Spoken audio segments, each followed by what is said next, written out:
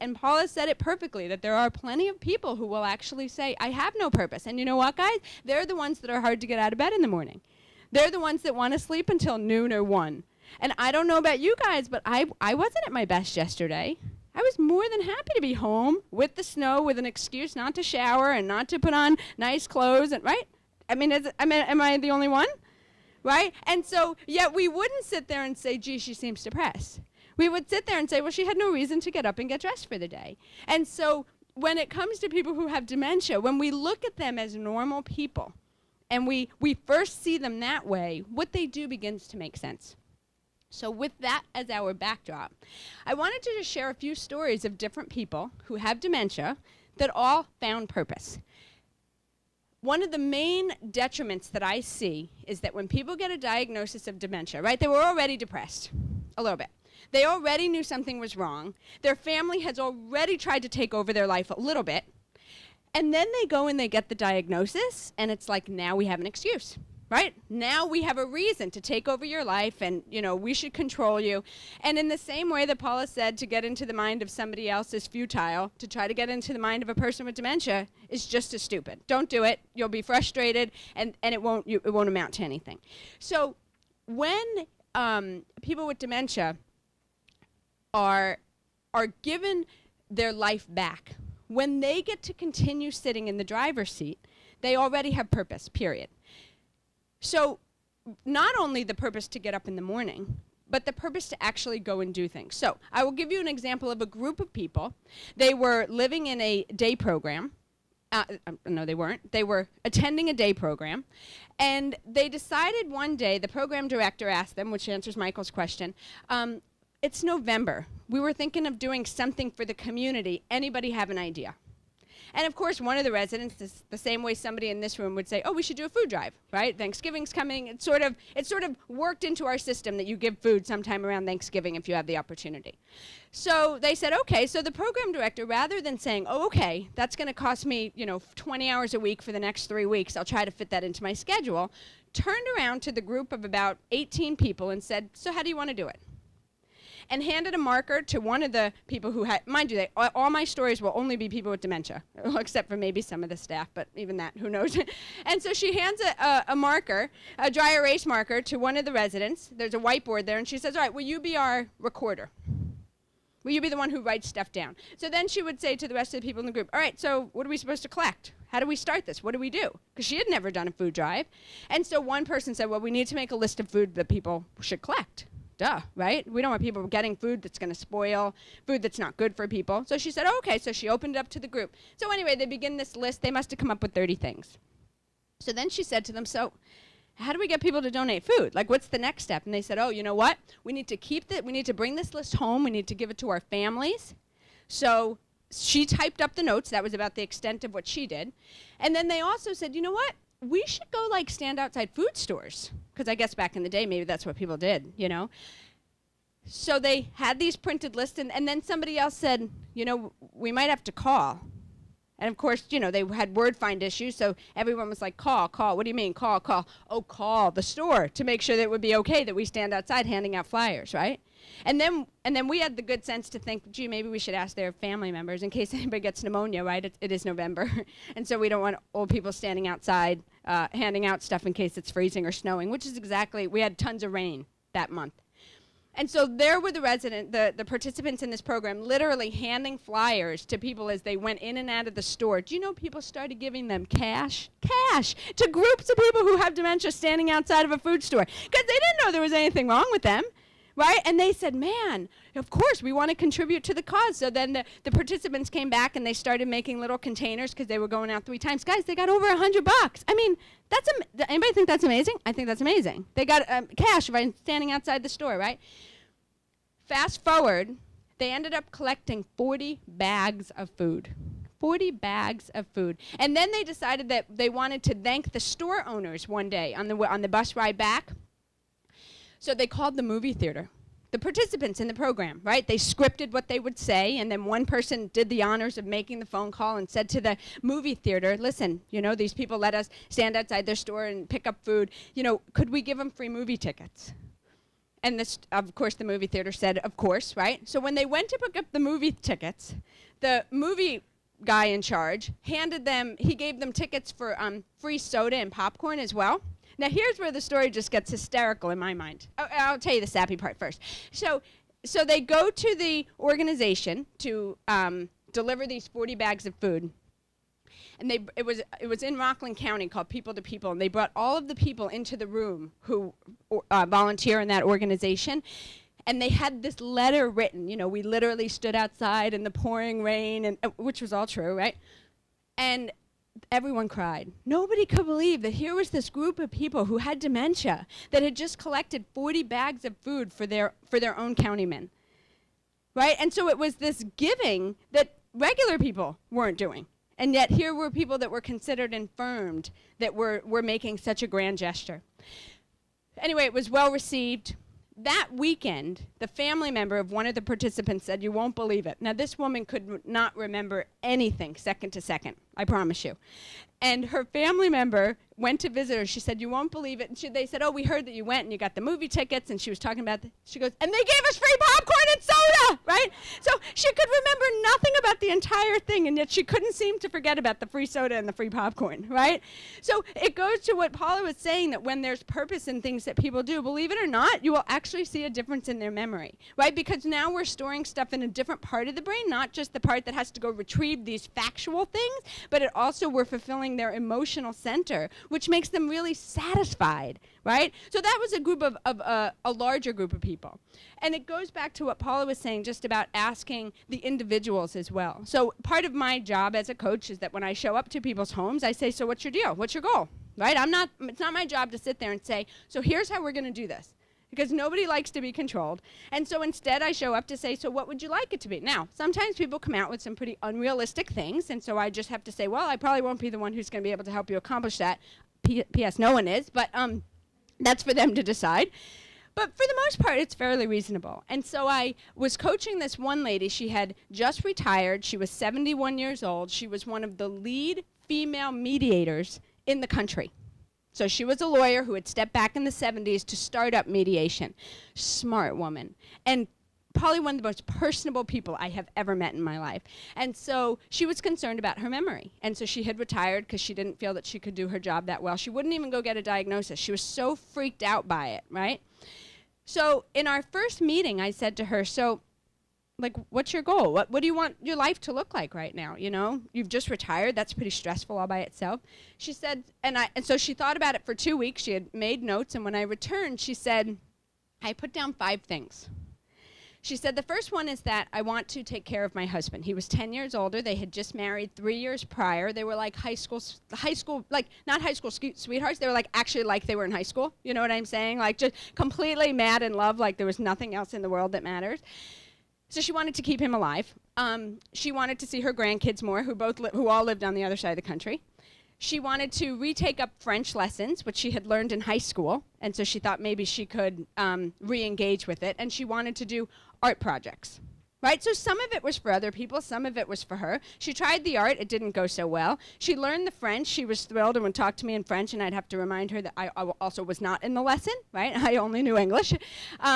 She died before her husband. She died a year later of an aneurysm in her heart or stomach or some random place, right? She lived well right to the end, right? Because, and what she would say to me is, "I love that I can live independent but not be alone," right? This sense that her life was still her own. Nobody was going to take that from her, right?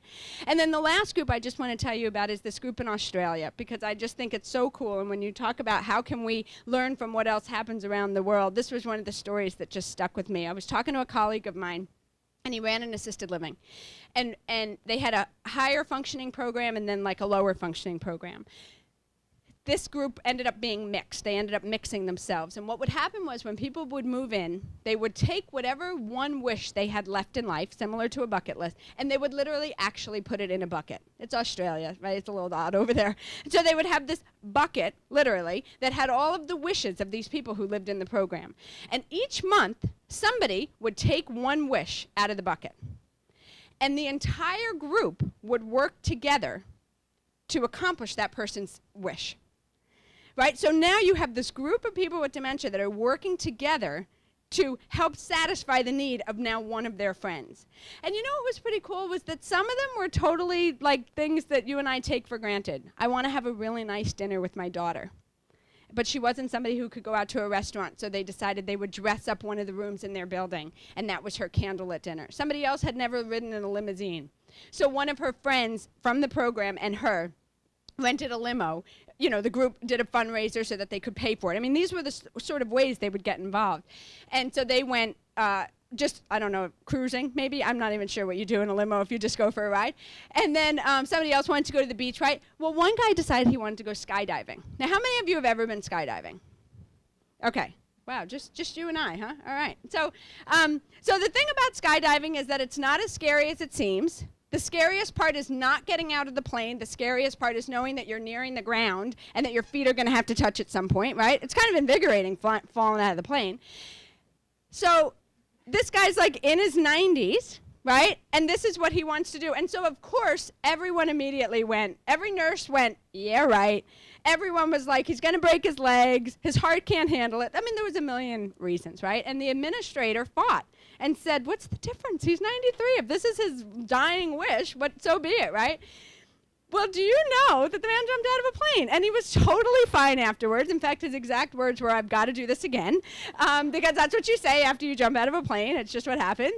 And so I'm bringing about these stories because they might be things that completely change the world, like Paula was talking about. But they might even just be simple things that change that person's life, right? That give them the motivation to just keep going.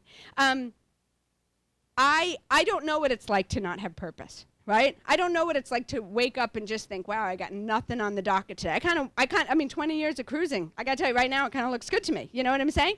But I can appreciate that after a week, that would seem really stressful.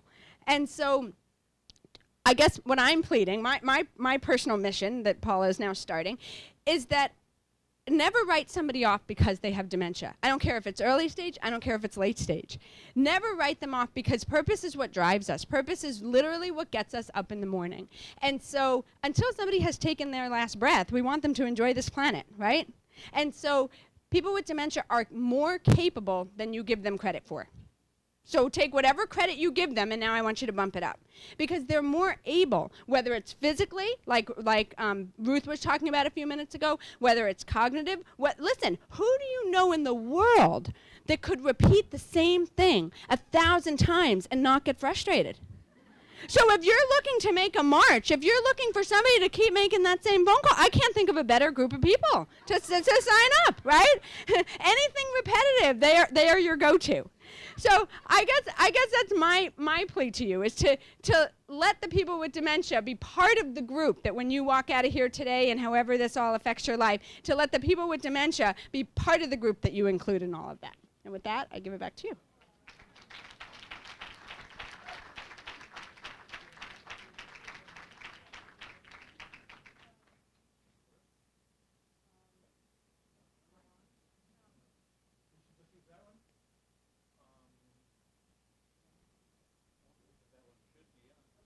How's this? Yeah, there we go. So my question for Carrie, that was just inspiring, is that almost everyone with dementia who knows they have dementia has a care partner, either family members or several, or a spouse, or an administrator in a residence. And do you find as a coach that you have to create a different way of thinking in the caregivers before you can really get through and start working with the person who has dementia? It will seem very foreign to people, I think. Yeah. So the answer is yes. Wow, it was really loud. So this notion of being a part, right, we've been caregivers forever. And the definition of a caregiver is in its word, give care. So this notion of me being allowed to receive something in this is completely foreign, right? And yet you take a spouse whose wife has had the disease for 5 years and it's going to be another 5 years. How do you put yourself on hold for 10 years? I mean, that's impossible to do happily. And so this notion of being a care partner is being able to say, yeah, hey, you know what? You're allowed to live your life too. right? We're both going to enjoy this. I had a wife who loves museums and little book tents and random stuff like that. And her husband always did things because she wanted to. And now he has the disease, and they have a care partner at home. And she said, you know, I just feel bad making him go in the car and making him do this and making him do that. And I said, but he signed up to do that for the first 60 years. So you're not really making him do it now, right? Well, do you know they ended up all going. They had a blast. It was one of the most restful, peaceful days of her life because she was willing to just receive something again. So this notion of being a care partner, it's completely fine because it also, it lessens our sense of control. It's a misnomer that we have control of people with dementia. If you think that you do, I'm sorry. I'm sorry, because you're going to end up frustrated all the time. If you recognize you don't have it, and you recognize that they are ultimately the one who's in control, that you're trying to manage what happens so that you can manage the situation, then becoming a care partner becomes much easier. But it's much harder when you think that your job is to try to control everything, because it's not possible.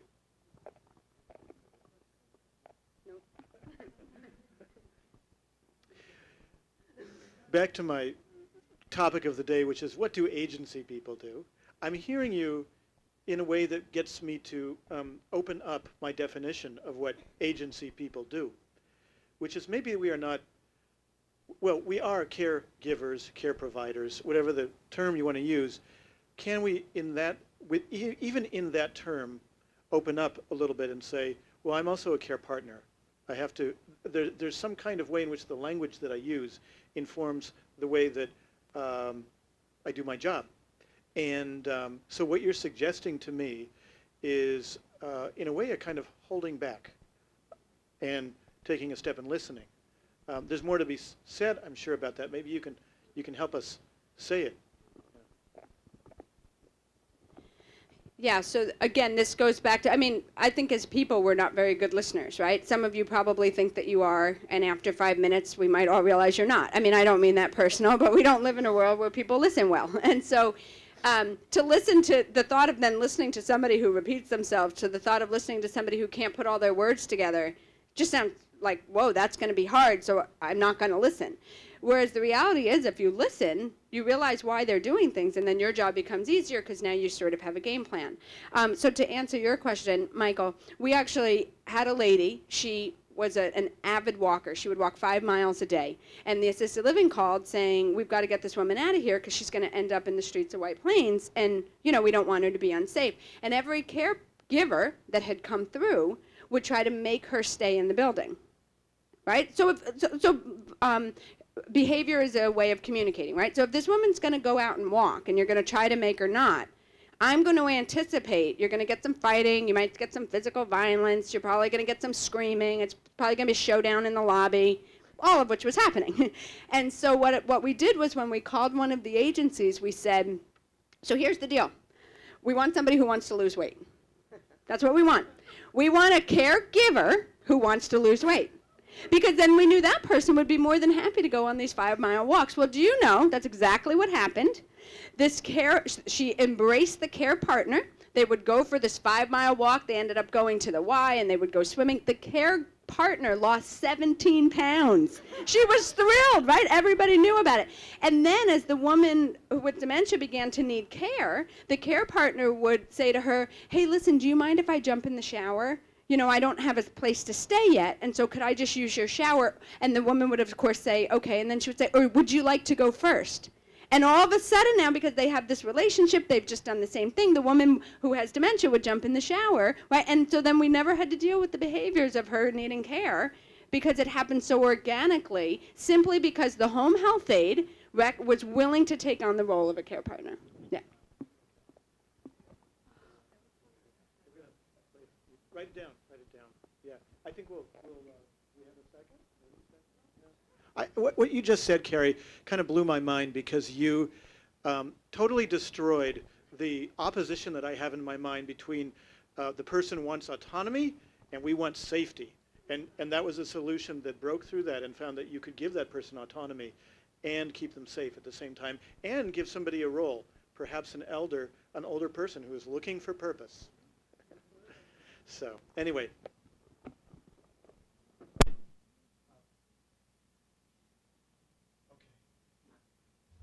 Ruth Rosenblum is a teacher of, or rather is a leader of many, many discussions of what it means to be aging through, and I'm forgetting the name of it, so this does prove that 26-year-olds wise aging, thank you. And also is a really expert meditation teacher whom I have had personal experience with. I one time had a congregational synagogue job, and every day at 10:30 was a maelstrom. And every once in a while I'd peer into the little sanctuary, and there would be Ruth with a group of people, and I'd go in and sit and be able to breathe and to be present, and then go right back out with, I have to say it, a greater sense of purpose. For me, that moment was like that moment of what the Hindus, if I get this right, call prana. So I'm breathing and I'm aspiring, and that's where the root of aspire comes from, is respiration. And I'm going outward or I'm going inward, and I'm rushing around and I'm doing. And there's that little moment that I need in between when I'm in neutral. I'm still in motion because I'm never not doing anything, but I need that little moment. And we brought you here in part to give us a sense of, to allow us to be in and near that moment for a minute with all the other things that you're going to teach us at this time. And I'm not really saying anything that you don't do already, so just do what you're going to do.